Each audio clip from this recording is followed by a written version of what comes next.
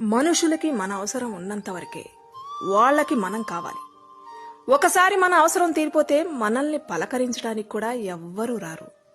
అవసరానికి వాడుకునే వదిలేసే మనుషుల్ని మనం నమ్ముతాం, కానీ మన అవసరతలు తెలుసుకొని నిత్యం మనల్ని కాపాడుతూ మనకు తోడుగా ఉండే దేవుణ్ణి మనం నమ్మలేకపోతున్నాం.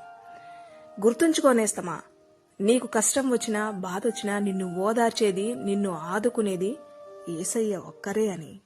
నేస్తమా, నీ బాధలను చూసి సంతోషపడేవారు, నీ ఆనందాన్ని చూసి తట్టుకోలేనివారు ఎక్కువవుతున్నాయి ఈ సమాజంలో.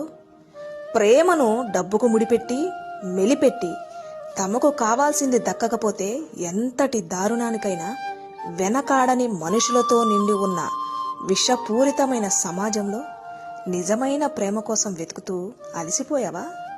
అయితే విను, నీ బలహీనతలు, నీ వైఫల్యాలు, నీ నిస్సహాయ